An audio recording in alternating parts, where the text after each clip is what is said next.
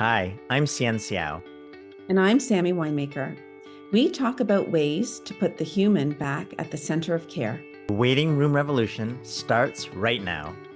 Hey, welcome back to the Waiting Room Revolution. Today, we are excited to have someone across the pond join us. Dr. Emma Clare is an end-of-life doula and the CEO of End of Life Doula UK. Emma, welcome to the podcast. Hi, thank you so much for having me. We're so happy that you've joined us. Very happy to be here. Thank you. Emma, we know language is important. How do you describe what being a doula is to people in the UK? Yeah, it's a hard one to do in a snappy, succinct sentence, I think. We generally sum it up as somebody to companion people at the end of life. And it involves a mix of practical, emotional, and spiritual support, which, yeah, if you're going to put it in a sentence, that's what I would say.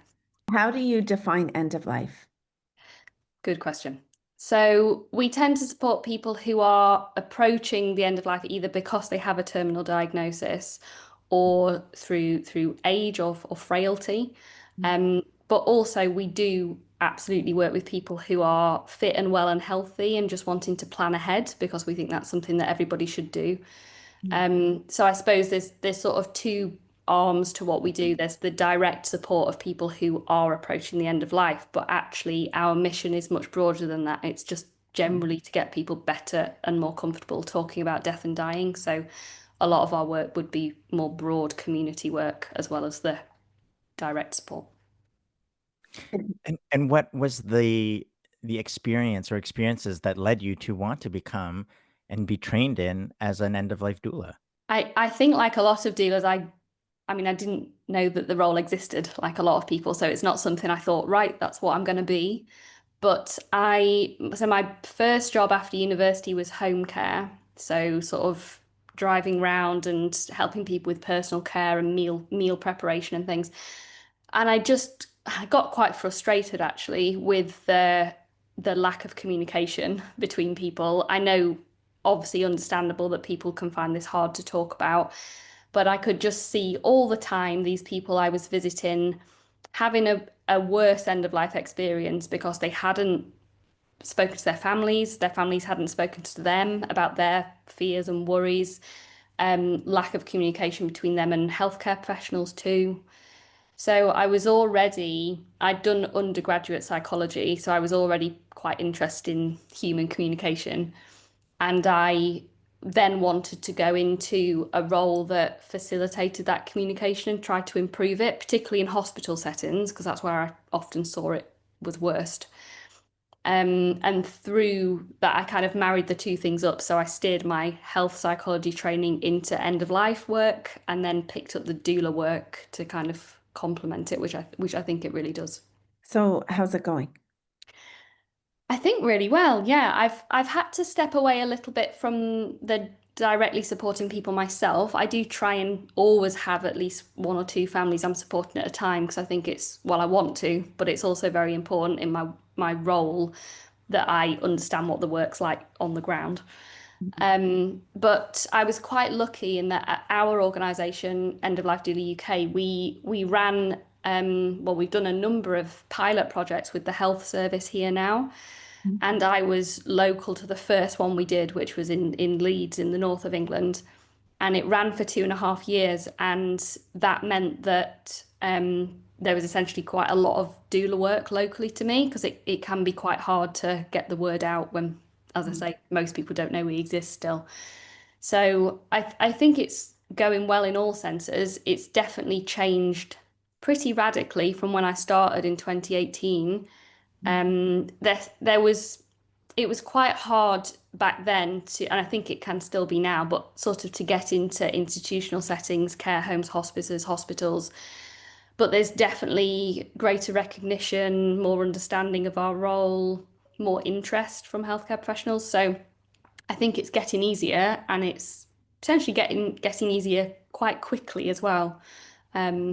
We've just had the NHS 10-year plan come out here, which one of the main aims in that is to move care from hospitals to community settings, which is all exactly what we do, really. So I think people are suddenly more interested in collaborating with us.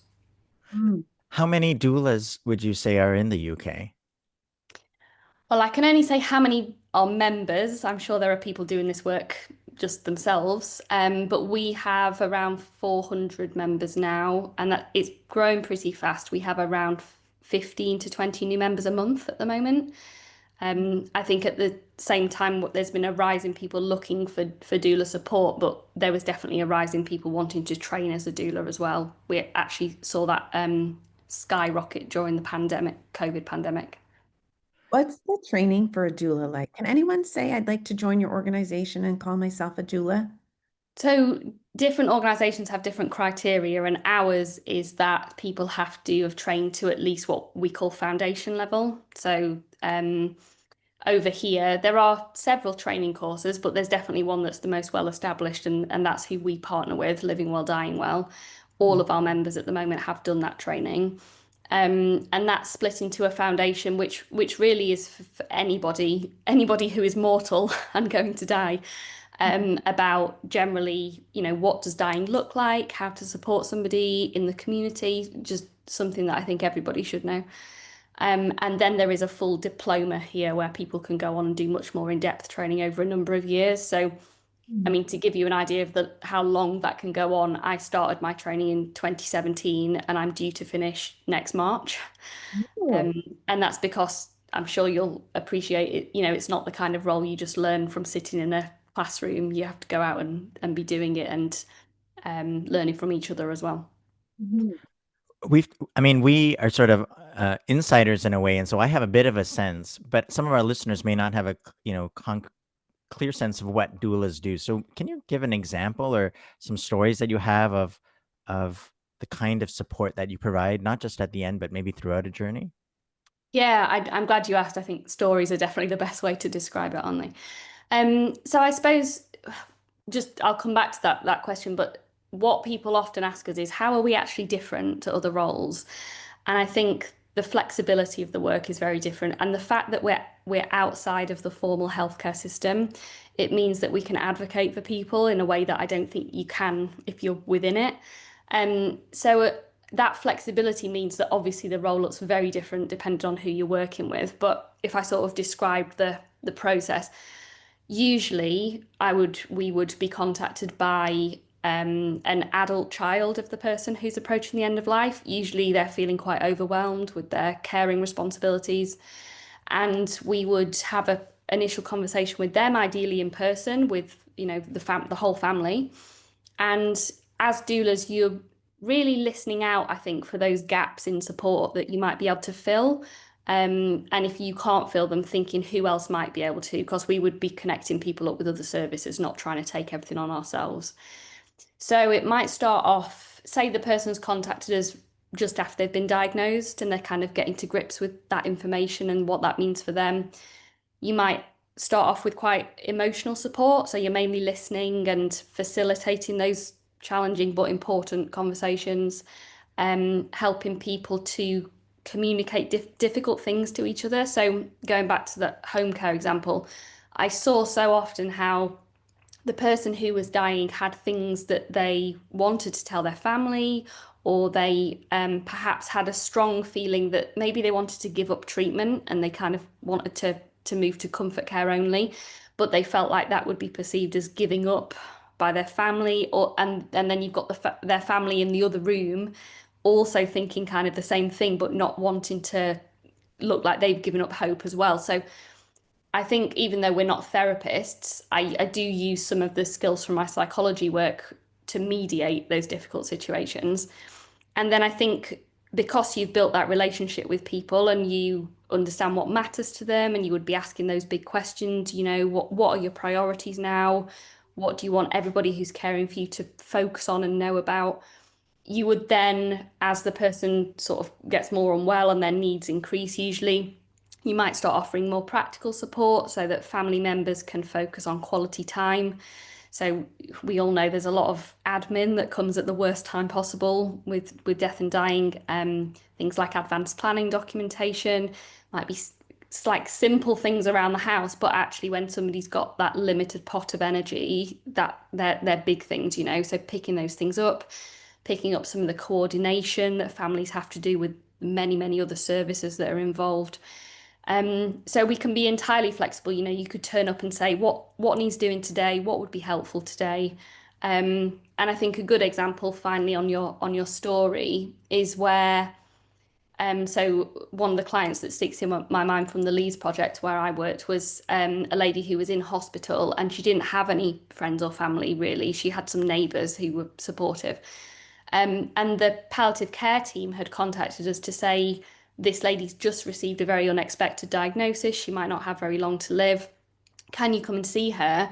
And the understandable assumption had been that her biggest worry was the fact that she was dying, but actually she was worried that nobody had checked on her house, nobody had told her neighbours where she'd gone, was her cat okay, or you know these things, and we could just go and do that. So within one day, went and told her neighbours with her permission, checked on her house, checked on her cat, got a solicitor to come and visit the hospital to do a will. So it can be a lot of those little things that aren't actually little, they're big. Normally I sort of continue.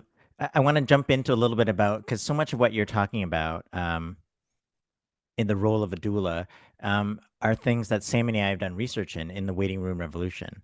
And we, have realized that people who fare better do some of these key traits. They're able to have these conversations, to bring themselves forward, to really advocate, how to be really an advocate for themselves. And I think our big aha moment was, we have been working, we realized we can't just work from the system and hope that healthcare providers learn these skills, or that, and we love doulas because they are the glue in between, but it's yet another layer in the system. And our focus is, what if we trained patients and families to realize that these are the skills and things that they should be thinking about, and how they can bring their voice forward and maybe take a bigger role and take a bigger lead, and sort of bring community along. So, I mean, at the very heart of Waiting Revolution is these 7 keys, but the keys are really about empowering, taking some of that power back.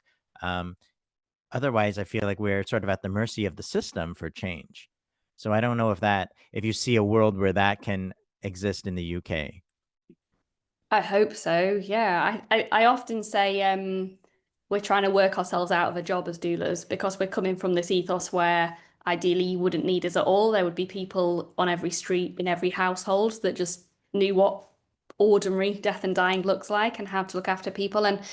And it kind of touches on the training question you asked because I think it is important, particularly, you know, our knowledge of local systems and how to support people and things like safeguarding, which we can't escape from. It's not all lovely at the end of life. But the work that we're doing, it's not an expert role. It's deliberately the opposite of that. We're saying this is knowledge that everybody should have. And like you say, you know, research suggests that unfortunately people who have somebody to advocate for them loudly or can advocate for themselves do receive better care. And I think that I like to think we're moving in the right direction. It feels like we are here. I think people are starting to know that they do have choices, both before death and after death in funeral care too.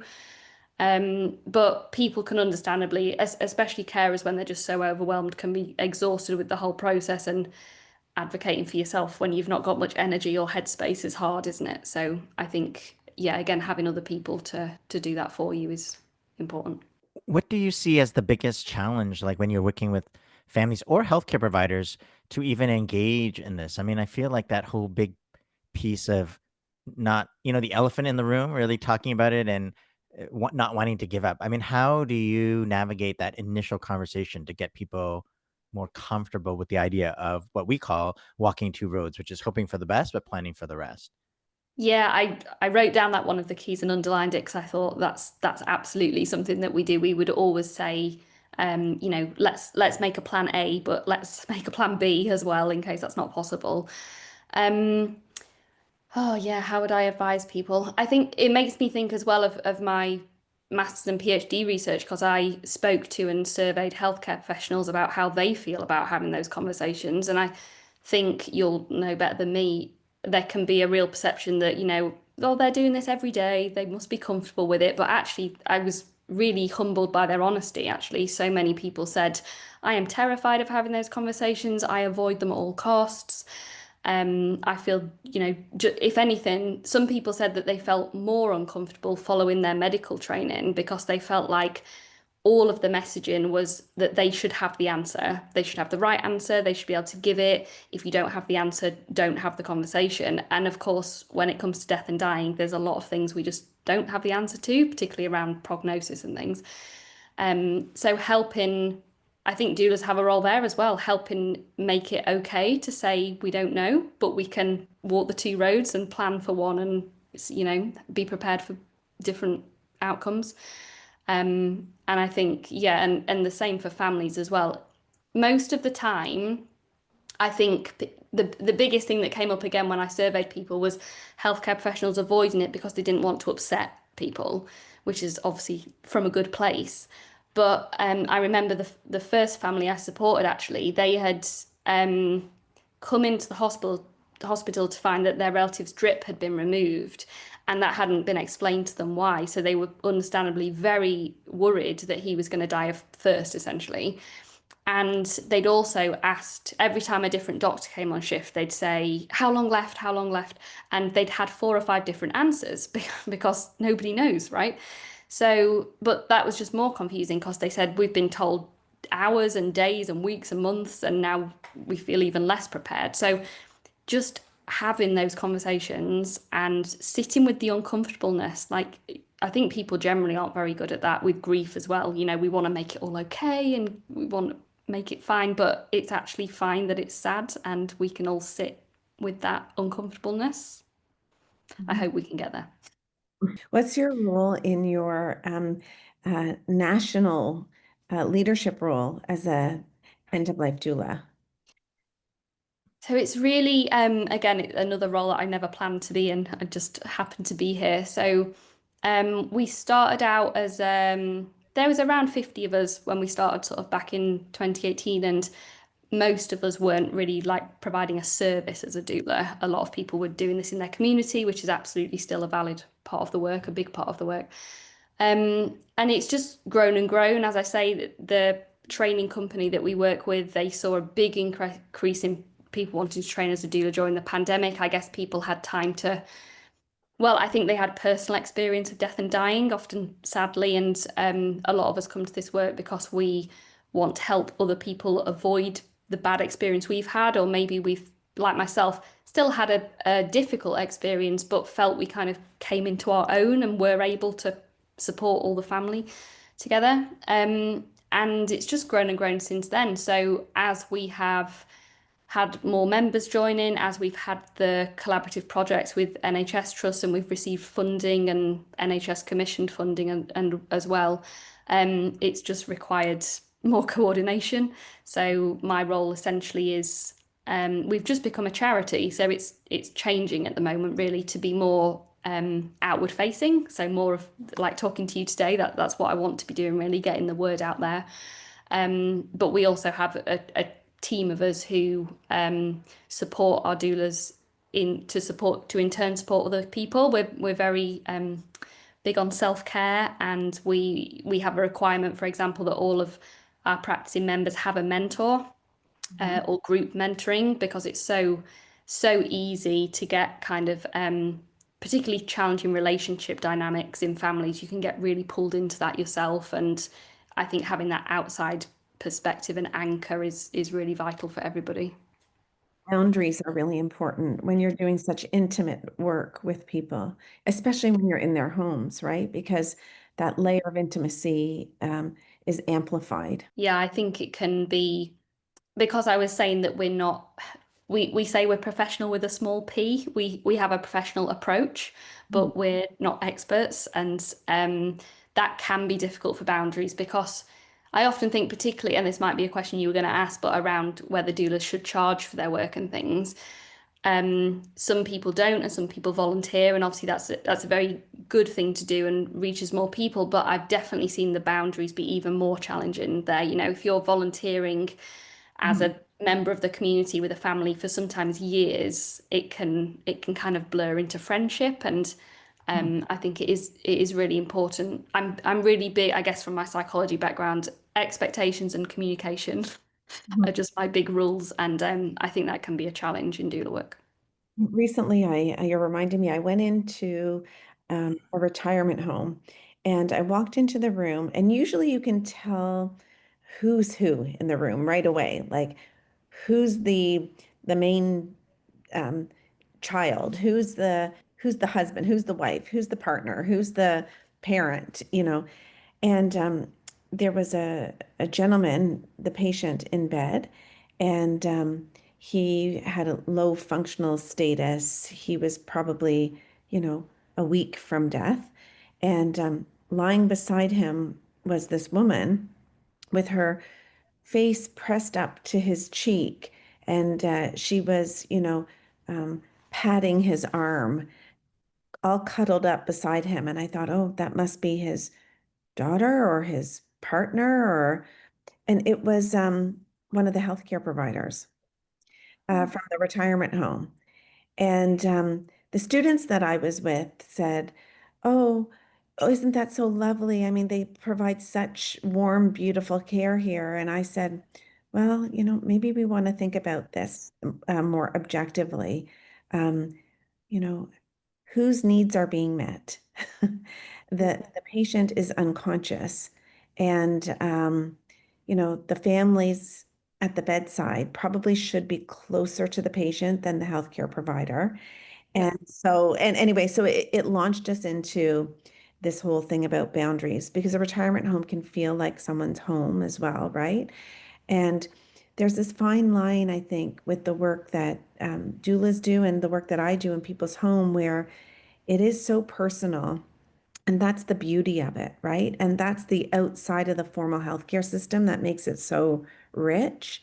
Um, but there's this double-edged sword that it is so intimate that uh, one needs to be very aware of boundaries and things like that. It's just something that's on the top of my mind as we're talking about it. But I like that doulas are professionals with a small p. I haven't heard that before, where you take a professional approach, um, but that it's not, officially regulated, um, and how challenging that must be, but what a blessing it is at the same time. Yeah, and a build on that is that, I mean, we've been thinking about it too, because sometimes we give talks, and if people have the professional skills, they can actually, do the work. But other times, many healthcare providers um, end up in the role of coaching. And so I'm curious if you would describe coaching the patients and families to navigate the system as a role that doulas do, and what would be an example of the things you typically coach them to do? Oh, it's a good point because I've never thought of it as coaching, but now you say it, I think there are a lot of skills that are like coaching. It makes me think a bit like what you just said, Sammy, that um I think people can picture the doula role as being the person by the bedside holding a hand.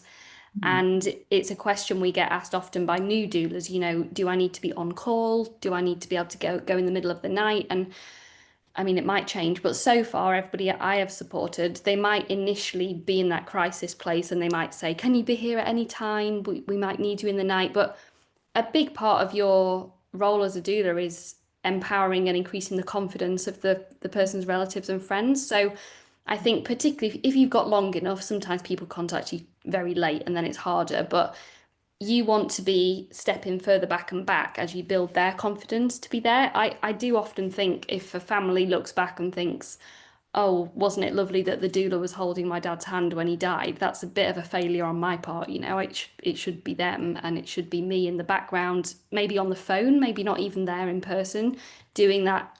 Now you say it, coaching, I guess, and particularly around examples of knowing what questions to ask the healthcare professionals, because again, Mhm. thinking from it from a compassionate lens, if the healthcare professionals are finding it hard to bring those things up too, it's really helpful if the question is just asked for everybody. Yeah, knowing what questions to ask, knowing what services do what. So, I'm in York and I can go just down the road to Leeds and it's an entirely different system, different team name, and that's somebody that's worked in the health service and it's hard enough for us to understand, never mind other people.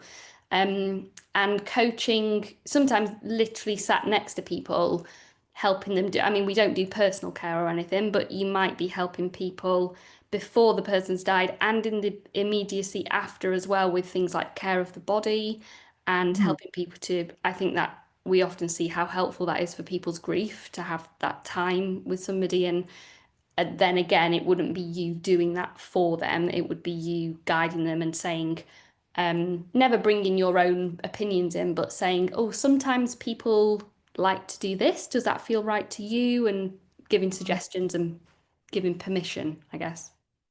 One of the things I can imagine would be a gap that doulas fill is this sort of repository of resources for people locally.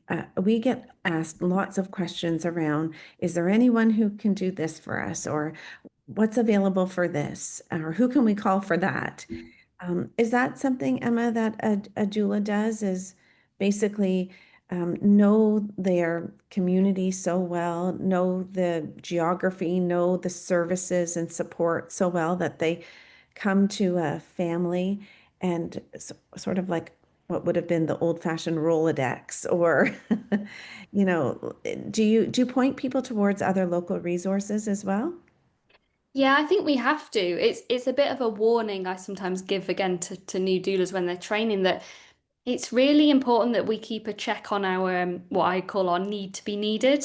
And it is really tempting sometimes when you hear of those gaps to think, right, I am going to be the person that like fixes this and makes this okay. But a big part of our role is expanding the circle of support around somebody. So I think, I mean, for loads of reasons, for your own self-care, the fact that you don't know what's going to happen to you, right? So you don't want you to be the person that they're leaning on.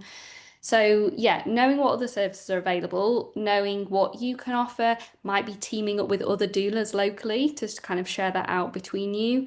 There's so many other great, like, third sector charity services here that people just often don't know exist. So, helping not just them connect, not like signposting them there, but us already having that connection so that we have a person in those organizations we can go to and make it all flow better. Because I do think one of the big issues we have here, and I don't know if it's the same where you are, is this kind of siloed working where people just aren't talking to each other. You know, you sort of either you're with hospice or you're in the community and there's no kind of joined upness between. So yeah, I think that's very early on in our training, we would need to go and learn about those other services, which is Mm. vital, I think. In a Yeah, way. and it connects to one of the things that I wanted to ask you about, which is you've talked about bringing death back into the community, and we talk about, a public health palliative care approach, or and how it's not just patients and families we're trying to empower, but communities. So, can you talk a little bit about that, of why, what you mean by bringing death back into the community?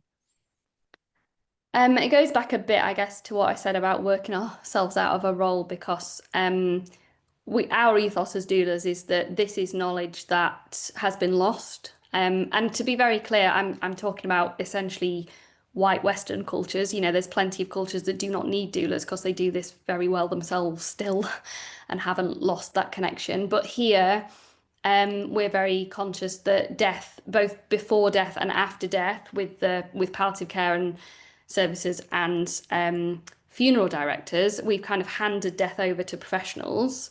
And I'm not saying they don't do a fantastic job, because they do a very important job, but it's only a small part of what people need at the end of life, particularly in the lead up when somebody's dying. A lot of what people need, yes, they might need medical care, they probably need pain management support, but the rest of it is connection, community, love, laughter, friendship, and they're things that I think we sometimes kid ourselves that services and healthcare professionals can hear it as a bit of an insult when we say you don't offer that, but we don't want them to offer that. We don't want services to have to fill the needs of everybody. They should be getting that from their friends, family, faith groups, Hmm. their pets. You know, there's so much broader aside from services that is needed. So bringing death back into the community, I think is, and I'm not saying it was all lovely, but if you went back 80 or 100 years and people did mostly die at home rather than most people die in hospital here now, People would have seen a dead body from a young age. People would, it wouldn't be hushed and hidden away. And because I think another part of what we do is that education, which we believe should absolutely start with children, because somewhere along the line we learn that this is a taboo, awkward subject that we shouldn't talk about. But so I think it's very much about empowerment and saying that this is just basic vital knowledge that human beings should have. It's not something special that needs locking away. And is that what you did in your PhD research? You were talking about, public health and community, dying and death in the community, or was it more about death competence and communication skills with healthcare providers? It was mainly focused on death competency development, but I think the two they go together because it was essentially saying that we should think of people, healthcare professionals, and everybody just as human beings in that setting. And I definitely have found when I've done workshops for hospital staff, I often say, leave your roles at the door.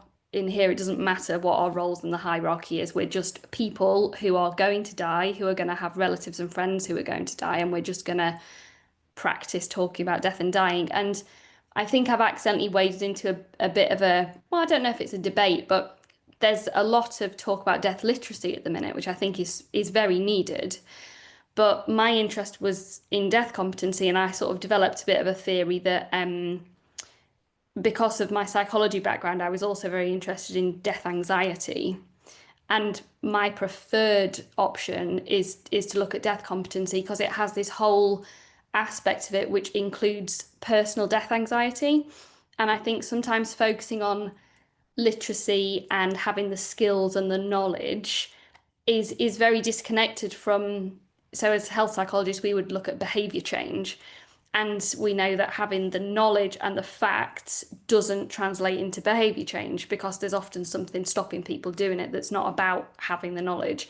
So I felt quite strongly with death competency in the case of health professionals, for example, that they know these facts about death and dying, but they were very open that they were anxious about having the conversations. And it doesn't matter how much knowledge you have if you're anxious and uncomfortable about doing the thing. So I think we're kind of missing a trick not looking more at that because I think we could throw a lot of resource and time into training people in kind of death literacy information if we're not getting people to explore their feelings about death. So was that what you do in your workshops? You help healthcare providers talk about death, their own anxieties around death directly so that they can feel more comfortable using the skills? Like what kinds of tricks are you teaching them? Because this is exactly what we're facing when we do education with healthcare providers and we're not seeing the behavior change. Yeah, so it's definitely, well, I've done workshops myself, but End of Life Doula UK have done them as well with hospital staff. And again, I don't think there's any fancy tricks in there. Leaving the role at the door is the main thing I found helpful because people can feel very, again, like they should have the answers if they're in the room as a doctor or so getting them to speak first and foremost about their own experience of death and dying with relatives and friends and do their own advanced planning first before they start supporting other people to do it. Because I think death anxiety is an interesting one because having worked with people with phobias and things, with anxiety, when you're a therapist with people, you're often aiming to get rid of the anxiety completely. But death anxiety is totally different because it's an essential human thing that we all have a drive to survive. So we all are going to always have some, and it's just the unknown, isn't it? We're scared of the unknown. But I think that it doesn't mean you can't get more comfortable. It's just practicing like anything, isn't it? Getting more comfortable and practicing having those conversations and practicing active listening, which I know is, it's very hard in stretch services where you haven't got the time to do it. But I think the trick I think we're missing again, which I only really found by doing the doula training, is taking that deep time to look at your own fears about death, even though that takes time. Actually, then if you then come back to doing the role, like in a healthcare setting, just frees up those conversations. So I think I can imagine, if you pitched that and said we need to train all healthcare professionals in this, it would look like, oh, that's so much extra training. But I think it would make things flow so much smoother if we could. What I see a lot of is dying anxiety. And I think sometimes we say death anxiety, but really it's both. People's fear of actually dying, the process of dying, and being dead and what happens afterwards. So I'm not sure. I always try to think to myself, are these just semantics? Is it important to separate the two? um, you know, I think we have work to do on both sides. This idea that every human's life will come to an end at some point is this death anxiety part. But the dying anxiety is the mystery of how that's going to happen. How will I know? What will we do? What will I do? Um, and not being trained properly to shepherd people through that whole experience as a healthcare provider. So I wonder if some of your work is around that dying part, like helping healthcare, maybe not, I'm just curious about helping people around the dying, like helping healthcare providers feel more comfortable through the dying chapter before the person's dead. Yes, I totally agree. I mean, I have asked myself about semantics so much because I quite like with my academic hat on, I like having the right term, but then I mean, death anxiety does incorporate dying because it splits it into people say they're afraid of death and dying. You can do a bit of a one size fits all for them, but it can be extremely specific what people are scared of. It might be nothing to do with them. It might be fear of people being left behind and unable to cope and that kind of thing. So if you can have those conversations and work out what it is, I think you can better help people. But yeah, I just think in general we should be coming at it from a different angle of helping people to, including healthcare professionals, not see death as a failure. That was one of the no surprise to any of us here, but that was one of the top themes that came out in my research because, and I was quite gobsmacked to see actually that. Bearing in mind, I was asking people to talk about expected death. So these were all patients within palliative care settings and things. The number of healthcare professionals that said really extreme things like they'd been left with guilt 30, 40 years later. They'd switched specialisation so they didn't have to deal with that ever again. And they were carrying that. And no, even though they knew there was nothing they could do to prevent that person dying, it still had such a huge impact. And I compared doulas. I was really interested in event appraisal, which is a psychological term for how, what you take away from an event you've been a part of. And I was so fascinated by how you could have the same room and the same patient death, and in that room, different healthcare professionals, and they would all come away with a completely different story of what had happened in that room. And it was largely driven by what they saw their role being. So if they were there thinking, okay, this person is going to die, but what I can change and impact is how comfortable the person is, they went away feeling sad but positive about it. But you could have the same people in there who were still caught up in prolonging life and preventing death, and they went away with, sometimes really traumatic guilt they were carrying. So yeah, I think undoing that death as failure in healthcare training would do wonders for everything, including well-being of staff. I agree. Emma, we're almost sort of coming down to the end of our time. Is there something you're excited about looking forward into the future? What's your vision? What are your hopes? What are you excited about where you're seeing momentum? Ooh, going